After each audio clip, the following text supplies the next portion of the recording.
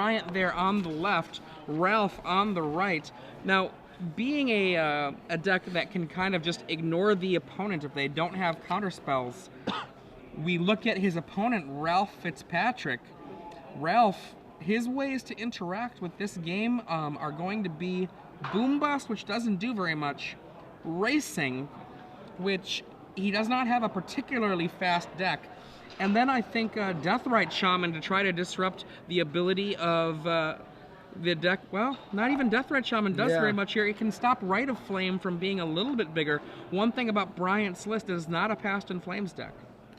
Yeah, so Ralph, obviously, main deck, not prepared, although I was talking to him. His sideboard is pretty much geared entirely towards combo. Yeah, his sideboard is 4 Force of Will, 4 Mindbreak Trap, amongst other things. And the thing is that might have been a surprise marching into this tournament for his opponents, but Bryant Cook has access to Ralph Fitzpatrick's deck list, as do all of the competitors in this top 8. Every single one of them can basically be surprise-free in their match. Yeah. Ralph Fitzpatrick's sneaky sideboard, Bryant Cook will have access to completely. Yeah, so Bryant is going to have game 1 to pretty much play with no fear of what Ralph is able to do, because there are no counterspells in Ralph's main deck for game 1. For game 2, that's all going to change, but like you said, he is going to know the sideboard options for Ralph. Now, funny little story. I was talking to Ralph a little while ago. He's showing me the deck that he brought with him. He was telling me about one of his earlier matches versus Blue-White Control. Now, this is a completely different kind of matchup, but I just thought it was kind of an amusing way his game went. He got the impression, watching his opponent playing Blue-White, that his opponent seemed to be playing kind of dirtily, didn't seem to be doing anything. And he got the impression maybe his opponent doesn't have a win condition left. And so he counts his cards, finds that he has 32, counts his opponent's library, 30. Ancestral Vision comes off suspend. He targets his opponent and just did it that way. Obviously that not for the win, but made sure that he had several cards more in his library and just waited to mill him out. So that's a way you don't expect a Rug Cascade deck that looks like this to win the game. And it looks like our players are shuffled up. Bryant, he might be going through a mulligan here. Looks that way to me. Now, Ralph Fitzpatrick, he's only running 1 Domri Rod, but I'm still pretty impressed to see this card making the cut to a top 8 event with so many competitors here in DC. Yeah, we were watching some Shardless Agent decks earlier in the day, but none of them looked quite like this one. Actually, none of them had Bloodbraid Elf to go alongside the Shardless Agent, but this is full-on 8 Cascades, 8 Cascade creatures. Yeah, I mean, that's 4 Shardless Agent, 4 Bloodbraid Elf. If you're just joining us, I'm Adrian Sullivan here in the booth with Joey Pasco. This is Bryant Cook on the left screen with the Epic Storm. He's the creator of Epic Storm versus Ralph Fitzpatrick, who's playing a innovative Rug Cascade list that I've never seen anything like. We start off with Grim Lavamancer. Just a note, they did dim the lights on us in here, so suddenly it got kind of dark. Yep. Looks okay, though, on camera for the game, and that's what's important. So, a Gitaxian Probe from Bryant Cook. It's going to show us Punishing Fire, Shardless Agent, Brainstorm, Sylvan Library in and there. Is that Sylvan Library? Yes, that is a Sylvan Library, yeah. The pink sleeve threw me off. It looked like a red-green card to me. Somehow, I don't know why it looked red-green. It's pink, but Sylvan Library, one of the cards. In for 1. Now the no second land for Ralph Fitzpatrick. And thus no second play. And a Gemstone Mine there for Bryant. Second copy. And he's going to go ahead and Gitaxian Probe yet again. Take a look at Ralph's hand. And what was the new card?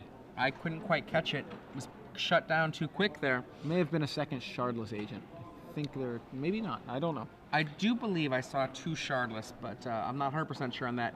There he finds his second land, a Wooded Foothills. You see a Ponder there from Bryant. Cracks the Wooded Foothills. Was resolved very quickly while we were trying to look at Ralph's hand. Now the 2 major plays he could play here are Sylvan Library and Tarmogoyf. Yeah, I imagine he wants to get the pressure on as soon as possible, so I think I go with Tarmogoyf here, although the case can be made for Sylvan Library to start really drawing him into some gas. You know he's hurting on I'm mana. a degenerate. I like the Sylvan, but that's because I like to be able to draw cards. Well, you know I do as well. But he goes with the Tarmogoyf. I think in this particular match, he knows he's playing against a deck that's going to win fast, so he just needs to try to win faster if he can. You see a Brainstorm from Bryant Cook, now down to 1 counter on each of his gemstone mines. Now, Ralph knows that this game 1 is a rough one for him, essentially having practically no ways to interact with Bryant's combo, and not nearly the kind of blistering fast deck that can put Bryant under the pressure where he might crumble. So this he already knows this is going to be a rough game 1. Scalding Tarn from Bryant. Bryant at a very healthy 18 life decides just to wait it out. Why not? The worst that could happen here is Ralph Fitzpatrick could Shardless Agent into a Boom Bust. Let's see what happens. Yeah, there's the Shardless Agent into Bloodbraid Elf. That doesn't work. Another Bloodbraid Elf, another Tarmogoyf. So Tarmogoyf not so bad, not as good as a Boom Bust, but hey, it's another guy. And so in for 3. Next turn, Ralph Fitzpatrick is going to be able to swing for 7. Now remember, Bryant Cook is a deck that runs ad nauseum, so he might be going for the kill this next turn, just so that he has enough fuel in the ad nauseum. Though it is possible, given his hand, that he might be able just to go, without even bothering ad nauseuming, just go rituals and other mana sources, Burning Wish into the kill anyway. It really just depends on, you know, what the composition of his deck is or his hand is at this point. Yeah, with no opposition, he can kind of sculpt it so that he doesn't need as much because he doesn't have anything to fight through. First spell, there's a... Oh, here we go. Looks like Dark Ritual, Infernal Tutor, Lion's Eye Diamond. Selecting a Lion's Eye Diamond. He's showing a Lion's Eye Diamond to the Infernal Tutor and then tutoring up the other Lion's Eye Diamond he's required to get. So currently, the Storm is at 2. Plays another ritual. He's going to use the last counter on one of those mines. Rite of Flame.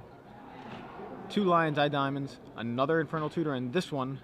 He's going to sacrifice his Lion's Eyes 2 in response to the casting. Boom. Another Infernal Tutor to build up the Storm count. Excuse me. You can see 1, 2, 3, 4, 5, 6, 7, 8, 9. Meanwhile, while we count this all out, Burning Wish is going to go to the sideboard, perhaps pick up a Tendrils, perhaps pick up an Empty the Warrens. 1, 2, 3, 4. It's enough for the kill.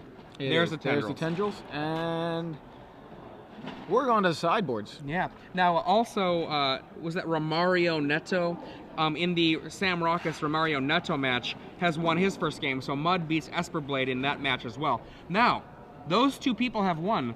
Bryant Cook has won his first game, and Romario Neto has won his first game. You at home can also win for the StarCityGames.com Open Series. What you need to do, if you're going to be winning, you'll be winning some premium Star City Games Premium. 3 months in our quarterfinals, as we do every event. 6 months in our semifinals, and 12 months, a whole full year in the finals. Now, how do you get this premium giveaway? Well, what you do is you answer a trivia question. Joey Pasco has been providing trivia all weekend for our pleasure and enjoyment. And what you'll do is hashtag SCG Premium, tweet the correct answer to Joey's trivia question, and that hashtag SCG Premium, and 1 lucky person will be selected to win 3 free months of Star City Games Premium. So, Joey, what is our first quarterfinal trivia question? I'm writing it right now. Uh-oh. Okay, I'm done.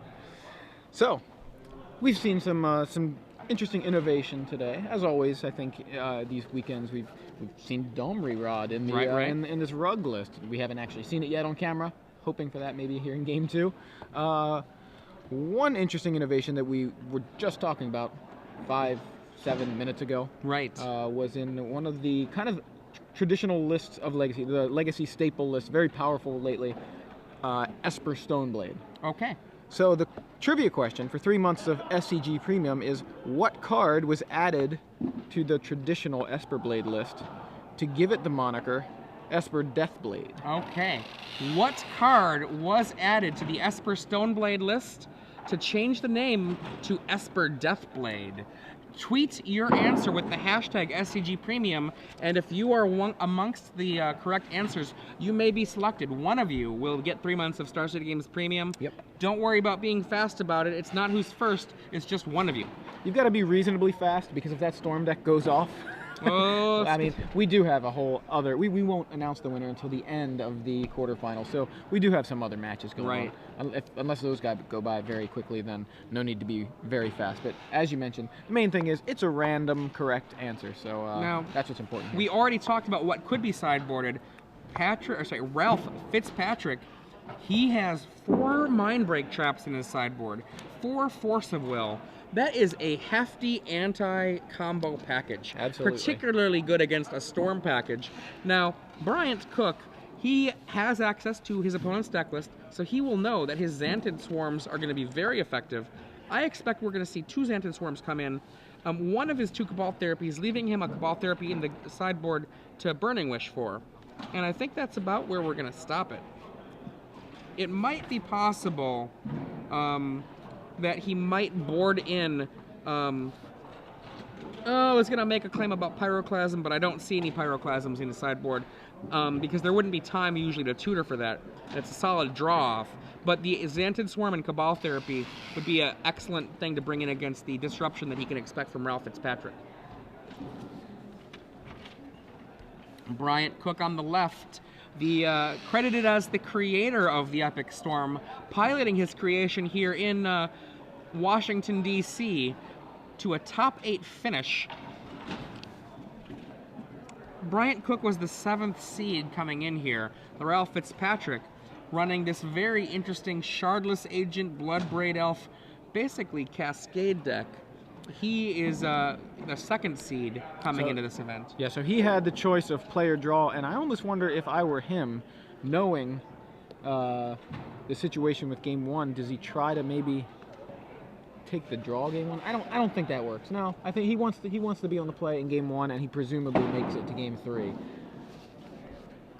Ralph Fitzpatrick, land, Deathrite Shaman.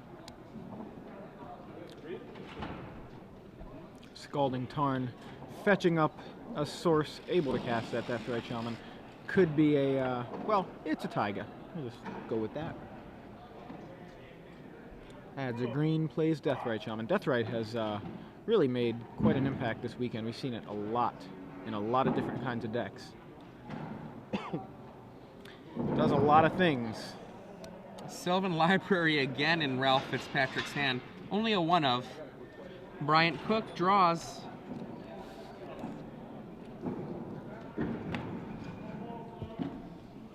And a Gitaxian Probe. Let's see what you got over there. We're going to see Tarmogoyf, we're going to see Force of Will, we're going to see Sylvan Library, we're going to see another Tarmogoyf, and we're going to see a Lightning Bolt.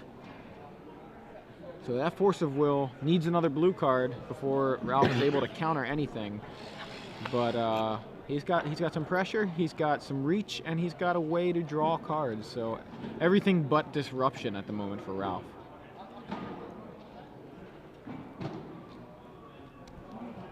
We see another Gitaxian Probe.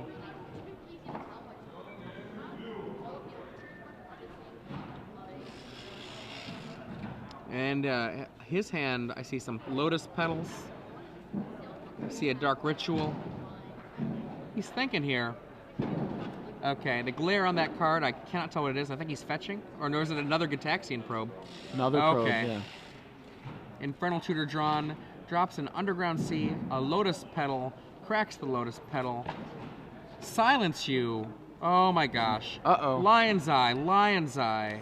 Dark Ritual. Oh, is this what I think it is? Infernal Tutor in response, crack both the Lion's Eye Diamond. Burning Wish. It is over. A turn 1 kill from Bryant Cook. Ralph Fitzpatrick, well... He made top 8, but he didn't get to play in it. There you go.